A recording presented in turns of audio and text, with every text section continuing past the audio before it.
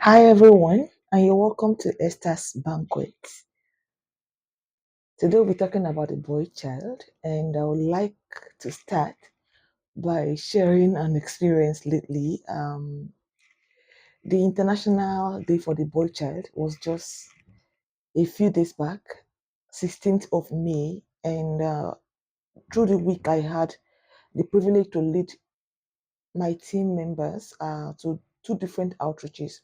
One to a community where we met out of school boys and some in school boys, and the other to a school, like a school setting, and we met boys there as well.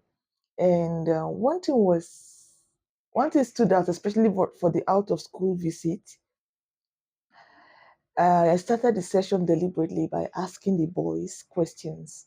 It looked random. Of course, I established a safe space where I encourage them to share that it's a safe space to unlearn, relearn, and of course to learn new things. And they liked it, and I started asking the questions, very random questions. For example, if a boy who is just 10 years or maybe 12 years is gets in a fight and it's not his fault, but they get in a fight and the other boy dies in the process, will he go to jail? And the boy said, majority of them said no.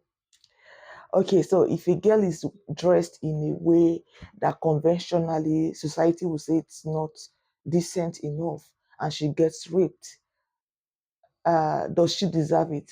All of them said yes. At this point, some of my team members who had never gone on some of these outreaches, especially to the boys, they were nauseated, like they were upset. But then that was why we were there. The boys shared from the best of their knowledge. They were not trying to be mean, they were not trying to be unkind. They were sharing what they know to be true. We asked about cybercrime too, the one popularly called Yahoo, and the boy said it's a good thing to go into. We talked about, I've learned now not to go there and be telling them about the substance recreational drugs that I know. I let them share theirs and they keep calling names I have never heard. These are substance and drugs available to these young boys. So, why is this a conversation to talk about today? Is that the boy child is at risk, especially in this part of the world where the focus is always on the girl child. You come to an African home, a Nigerian home, and it's the girl child. Don't get pregnant. Don't bring shame to this family. It's almost like you're prepping her up to become the perfect wife in the nearest future, right? But then, what about the boy child? Oh no, he's going to be all right. After all, he's not the one that has the risk of getting pregnant and bringing the baby home.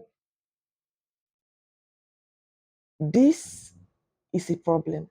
Then we have our NGOs also who, because of the last maybe 15, 10 years where girls are extremely vulnerable, they've been doing so much projects and initiatives to support girls' child, telling them about their rights, how to be assertive, set boundary skills, and all of that, just empower girls. But we are now at a point where the girls are empowered. A lot of girls know their rights, they know how to get help and all of that. But then the boys have been left behind, both at the home front and now with, of course, initiatives either by government sometimes and by NGOs and civil society organizations. And these boys are now a menace to the same girls we've been sensitizing. In fact, one of the school we went to, the principal was sharing with me that each time we come and we are here to see the girls, every time the boys are beginning to feel some type of way, like why don't they call us? Why what are they always telling these girls? And they don't think we are important enough to share these things. And it got to a point that the last time we were there, that the boys said, well, when they are done talking to the girls, we are the one that will still destroy those girls. Now, this is the mindset we are faced with.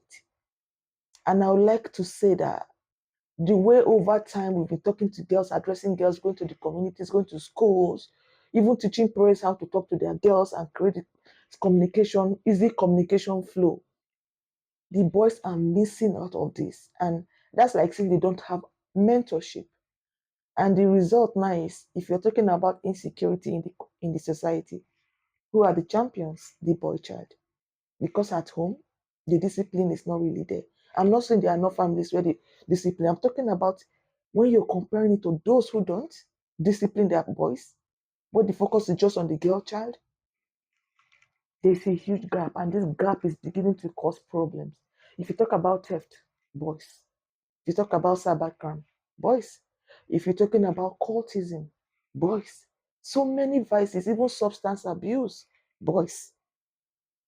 So at what point will we start sitting down and say, okay, it's time to pause and ask ourselves, what can we do about the boy child? You as a young man listening to me right now, you know what it was like as a teenager, what you struggled with, the peer pressure. And now you have a younger brother and you've never sat this young boy down to talk to him about these issues.